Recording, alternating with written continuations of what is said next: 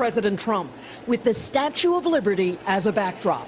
Today, serving as honorary chairman for the President's Cup golf tournament. His predecessors were at the course Thursday, but today wound up on Mr. Trump's Twitter feed, criticized for how they handled North Korea's nuclear threat. Being nice to Rocket Man hasn't worked in 25 years. Why would it work now? Clinton failed, Bush failed, and Obama failed. I won't fail. Trump also appeared to undermine a new diplomatic channel announced just yesterday by the Secretary of State. I told Rex Tillerson he's wasting his time trying to negotiate with little Rocket Man. Save your energy, Rex. We'll do what has to be done. Is the president suggesting military action or taunting Kim Jong-un? Well, there are conflicting messages from the Trump administration on North Korea, questioning the results of any diplomatic negotiations with Kim Jong-un's regime. You know, this happened just one day after Secretary of State Rex Tillerson left that door open, it seems. He was in Beijing, you can see there, when they announced that the U.S. had a direct line of communication with Pyongyang. Well, today, the president tweeted this, quote, "Being nice to Rocket Man hasn't worked in 25 years. Why would it work now? Clinton failed, Bush failed, and Obama failed. I won't fail." That after the president earlier this morning tweeted this, "I told Rex Tillerson, our wonderful Secretary of State, that he is wasting his time trying to negotiate with little Rocket Man. Save your energy, Rex. We'll do what has to be done. We'll do what has to be done."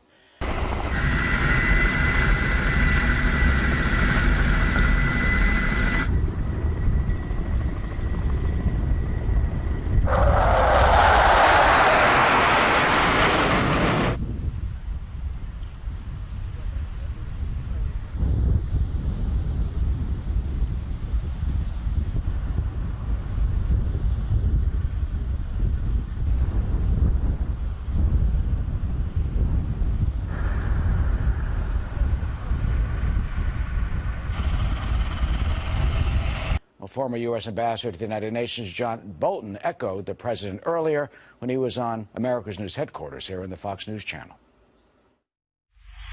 I think the president's absolutely right. It confounds me to think that the State Department is still trying to talk to North Korea. If that's what Secretary Tillerson meant, it is a complete waste of time. It's a waste of oxygen. Oh, let's bring in Alan Smith now, politics reporter for the Business Insider. Alan, welcome. Is the president undermining the Secretary of State, do you think, or is this a strategy to try to put more pressure on Kim Jong-un and Beijing? So, I mean, well, it's one of the two things right there. So either the administration's really not on the same page in terms of what messages that they're projecting, or they're doing this intentionally. So if this is happening intentionally, we know that the North Korean diplomats are already quite confused. It's been reported that North Korean diplomats have reached out to Republican consultants in D.C., you know, to see why is it that the cabinet officials and Trump, their messaging is not on the same page. Why is that? So we know that Trump, you know, he, as was reported by Axios earlier today, you know, he wanted his trade representative Lighthizer to, you know, tell the South Koreans that, look, this guy's crazy. He could pull out of the South Korean trade deal at any moment. So Trump does like to project, you know, sort of that madman theory on foreign policy. So it seems likely that he does enjoy confusing the North Koreans, you know, to an extent. That so-called madman theory, I mean, it kind of worked for President Nixon when it came to China, obviously. And it wouldn't be a good thing to confuse the North Koreans, because they would take a deep breath and stop and say, well, wait a minute, what are we doing? I mean, this could really be dangerous by popping off all these missiles and with all these threats. Absolutely, and that would appear to be the goal by the Trump administration. If they're going along this path of, you know, trying to implement the madman theory here in North Korea, they think that, look, if we can sort of out-crazy Kim Jong-un a little bit, maybe he's going to take some steps back and think, all right, wait a minute, maybe I don't have as much leeway to play around with here as I previously did. Would that get them to the table potentially, do you think? I think it could potentially get them to the table. I mean, Trump has said very recently that diplomacy is not something that's off the table. He was asked during the UN week, they said, look, is diplomacy an option here? And he said, you know, something along the lines of, you know, we'll see, why not? So, he wants that he'd be honored to meet Kim Jong-un. Yeah, absolutely. He said that before.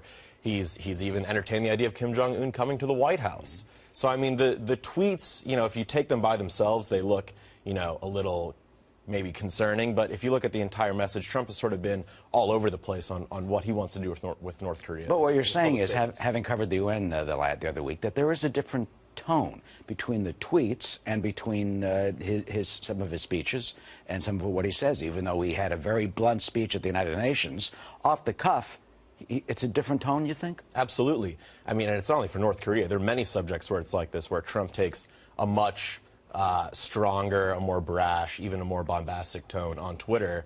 But when asked, face to face, he seems to be taking, somewhat of a more pragmatic stance. I mean, especially when he was asked about North Korea, if diplomacy is still an option. I mean, he made it seem as if it was on the table. And his cabinet secretaries have all talked up diplomacy whenever asked. But he does have a point in the latest tweet later this afternoon when he said being nice to Rocket Man hasn't worked in 25 years. Why would it work now? Clinton failed, Bush failed, Obama failed. I won't fail. Look, 1994, the Oil for Food a program under the Clinton administration didn't work. North Korea completely lied. You've got the six-party talks that basically failed, and President George W. Bush took North Korea off the terrorist list. I mean, that's an olive branch to them, and they gave us the baseball bat instead. I mean, President George W. Bush tried, and it still didn't work. Yeah, I mean, the fact that we still are having this conversation about North Korea today means that all of the previous administrations, since the Korean War, really have not been able to make any progress on this front. So what will it take, do you think? Well, I think the Trump administration is trying something much different than prior administrations by trying to, out-provoke North Korea. We've seen previously that more docile approaches haven't worked as effectively. So, maybe this is what gets them to the table. But I will say this. President Bush was at a private dinner last week, and he was asked, will reunification of the Korean Peninsula happen in your lifetime? And he said no, he did not think so. And reunification of the peninsula is essentially what I personally think would need to happen in order for North Korea to become a more open society. Well, North Korea wants to reunify the peninsula under their control, yes, and kick us 28,000 troops out and have us stop the joint military exercises. I mean, some of this on the table. Earlier, John Bolton, when I interviewed him today, also said this about the talks and about some of the North Korean aims. Let's listen. My prediction would be if at any point North Korea suddenly announces they want to sit down to talks, it means they're this close to getting a deliverable nuclear weapons capability, and they want to make absolutely sure they get across the finish line while we're playing the sucker.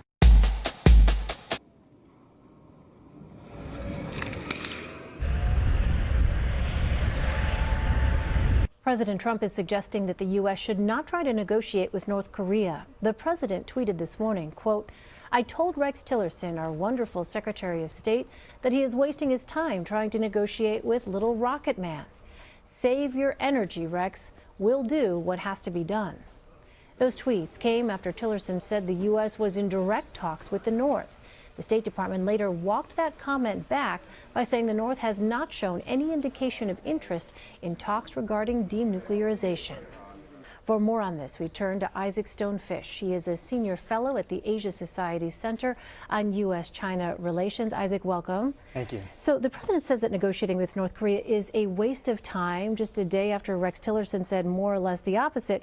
What kind of message does that send to North Korea? It sends a very confusing message both to North Korea and to the American people who want to start having some faith in the American government's ability to make some changes, get things done with North Korea. And yet when Secretary of State says one thing, President says another thing, it's really hard to believe that they're going to be able to get this done. So South Korea and China want a diplomatic solution. How likely are they going to be receiving the president's remark? I mean, you said yourself, it's a confusing thing. And if you're actually someone that is trying to advance some kind of dialogue, where does that leave you?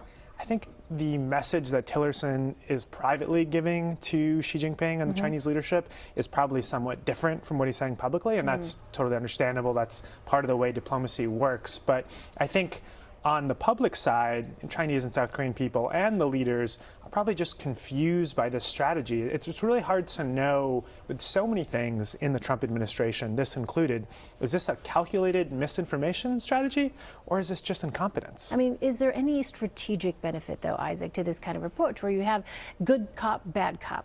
seemingly, anyway.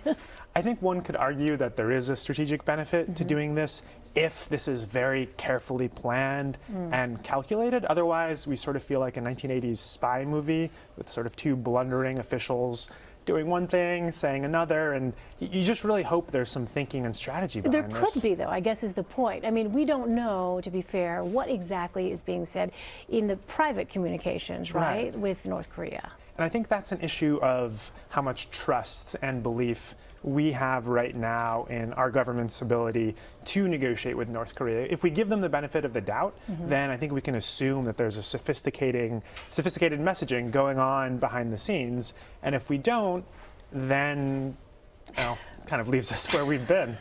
So let me ask you, we saw China agree to enforce UN sanctions against Pyongyang, which includes restricting oil exports and closing North Korean companies. Do you think that's going to be effective? I don't really think that further isolating North Korea is going to help bring it to the table. I mean, I think we've seen North Korea in the 1990s suffer a devastating famine and not necessarily be more willing to negotiate. I mean, I think the confusing thing about what Trump and Tillerson are saying is that if we're saying we're not going to negotiate with them, then what's the path out? What's the solution? If there's no talks, then are you closing off the idea of a non-military solution? And that, to me, is quite scary.